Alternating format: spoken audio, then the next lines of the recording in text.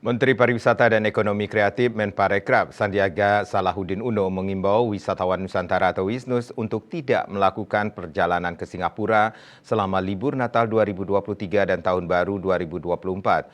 Hal ini guna mencegah penularan COVID-19 yang sedang berkembang di negara tersebut.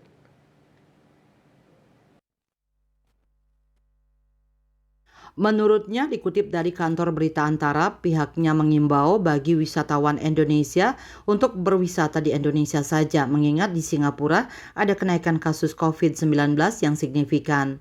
Sandiaga menyebutkan banyak destinasi wisata di dalam negeri yang lebih memukau dibandingkan dengan Singapura. Ia mengatakan saat ini yang terpenting adalah menjaga tubuh agar tetap sehat dan tidak terpapar COVID-19.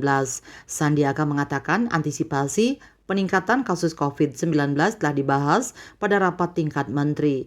Menurutnya, peningkatan kasus yang terjadi di Indonesia tidak perlu dikhawatirkan karena masih terkendali. Namun demikian, Sandiaga meminta kepada masyarakat untuk tetap berhati-hati dan selalu menggunakan masker di ruang tertutup. Diketahui Kementerian Perhubungan Kemenhub menyatakan belum ada ketentuan yang mengatur tentang perjalanan atau pergerakan masyarakat pada masa libur Natal 2023 dan Tahun Baru 2024 meski kasus COVID-19 di Indonesia kembali mengalami peningkatan. Terkait ketentuan atau syarat perjalanan yang berkaitan dengan COVID-19, Kemenhub berpedoman pada kementerian lembaga terkait seperti Kementerian Kesehatan maupun Satgas Penanganan COVID-19.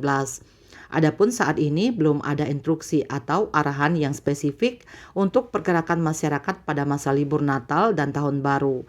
Kementerian Kesehatan mencatat kasus harian COVID-19 di Indonesia bertambah 35 sampai 40 kasus per 6 Desember 2023 dengan jumlah pasien yang dirawat di rumah sakit tercatat 60 sampai 131 orang.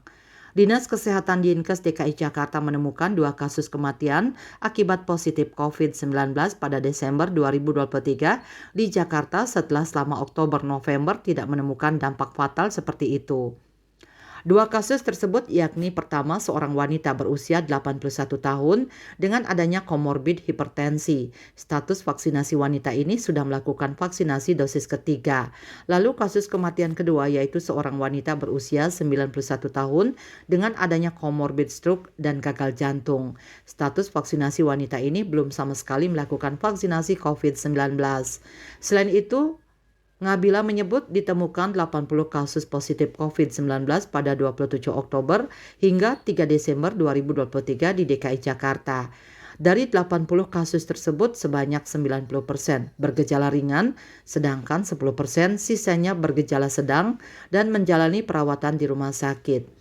Lebih lanjut, Ngabila menjelaskan bahwa COVID-19 sudah menjadi endemi di Indonesia sejak Juni 2023. Artinya tanggung jawab utama kesehatan ada pada diri masing-masing dan saat ini belum dibutuhkan pembatasan aktivitas. Sebelumnya, Dinas Kesehatan DKI Jakarta menyatakan warga yang berusia 50 tahun ke atas harus sudah melengkapi dosis vaksinasi COVID-19 dengan 4 dosis untuk mencegah tertular virus yang pada November ini kembali naik. KMB Bali Pos melaporkan.